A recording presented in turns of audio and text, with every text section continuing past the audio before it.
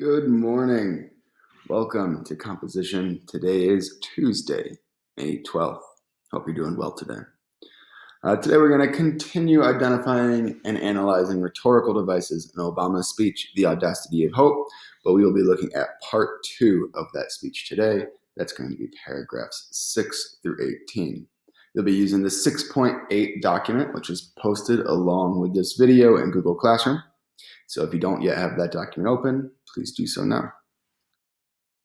So we've been reading Obama's speech, The Audacity of Hope.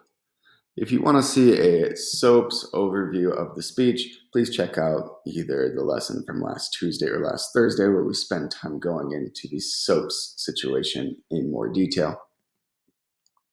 What I do want to remind you of today is the overall purpose. Well, the expressed purpose of this speech was to endorse John Kerry for president. However, Obama's secondary purpose was likely to introduce himself to the Democratic Party in hopes of giving himself a long-term career boost. In the last assignment, you needed to read the first 5 paragraphs, that's part 1, and figure out what the mini purpose of that section was. If you did well, you found that the mini purpose in that section was for Obama to introduce himself while embracing the United States as a country of opportunity for all. And really the way he did this is he told the story of his parents, his mother, his father, even his grandfather, and the story of his own upbringing in America.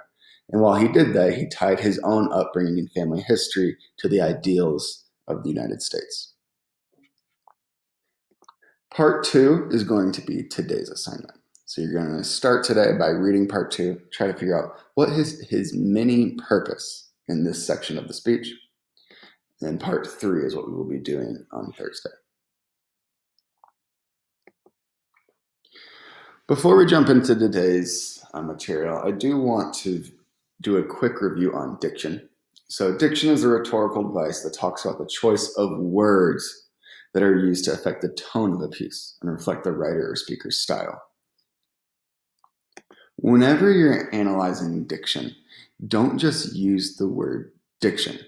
You need to use an adjective to describe what type of diction is being used. Here's an example from up here.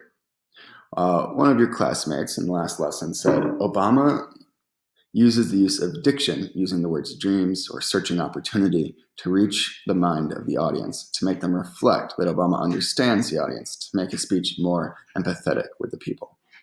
This is a great analysis. The only thing that's missing is what type of diction is being used. So in order to make this response stronger, the student could have said hopeful diction. And so Obama uses hopeful diction by using the words dreams or searching opportunity. And that's what we're looking for there. Important note, any type of adjective can be plugged in when talking about diction. It could be hopeful, it could be angry, it could be religious, it could be excited, it could be sad. Any sort of adjective can be used when talking about diction.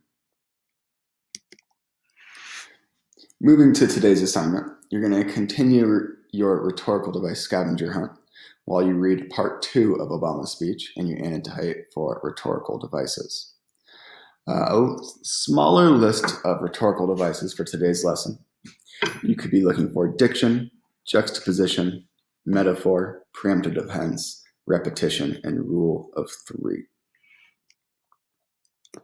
The only new rhetorical device present here is the rule of 3. The rule of 3 is when you organize and present topics, words, or phrases in a group of 3. It's basically using the pattern of 3. It's the idea that the human mind can just track things in 3s really well. And when you look around, you kind of see patterns of 3 everywhere. In writing, life, liberty, and the pursuit of happiness. We actually saw this example in the Declaration of Independence, which was alluded to in part 1 of that speech. I came, I saw, I conquered. But you also just see that in the way things are structured. For instance, stories. Stories have a beginning, middle, and end. Jokes. Jokes have a setup, anticipation, and then a punchline. And even classic essay structure. Your classic essay has 3 body paragraphs. And so this rule of 3 is that the human brain is it's easier for the human brain to recognize patterns of three and to follow along with patterns of three. And as you look around, I bet you'll see a lot of these around you. You'll definitely see a lot in today's section of the speech. And so as we look at today's specific handout, it looks very similar to last classes. Same criteria for success. When you read the text, which is on the following page, you need to identify three rhetorical devices, highlight and comment on them. In your comments, you need to define the rhetorical device, explain how it is being used here, and analyze its intended impact on the audience. Once you read the speech, you can come back to this first box and name what is the main idea that Obama is trying to communicate in the second portion of the text. In the second box here, you're being asked, how many times can you identify Obama using the rule of three in this portion of the speech? So as you read, I'm actually going to recommend that it's going to be helpful to highlight each example of the rule of three in a separate color. Obama uses it a lot here. Actually, I'll show you one now.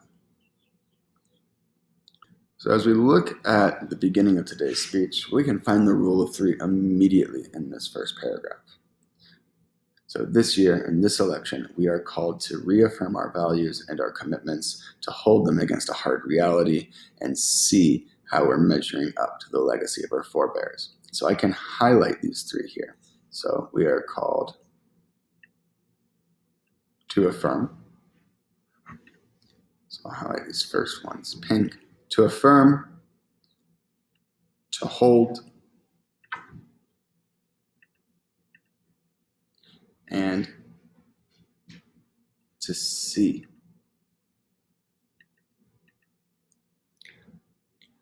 So right here, in the very first paragraph, we see Obama use the rule of three and the verbs he's using. We are called to affirm, to hold, and see. You're going to see the rule of three all throughout. Basically, in every single paragraph, he'll use the rule of three at least once. I recommend you keep track just by highlighting them here today. All right, once you're good to go, you can go ahead and read through this. Remember, you're identifying and analyzing three specific rhetorical devices. Please don't use the same rhetorical device twice here. So if you're going to talk about the rule of three, only talk about the rule of three once, and please don't use my example. All right, have a great day.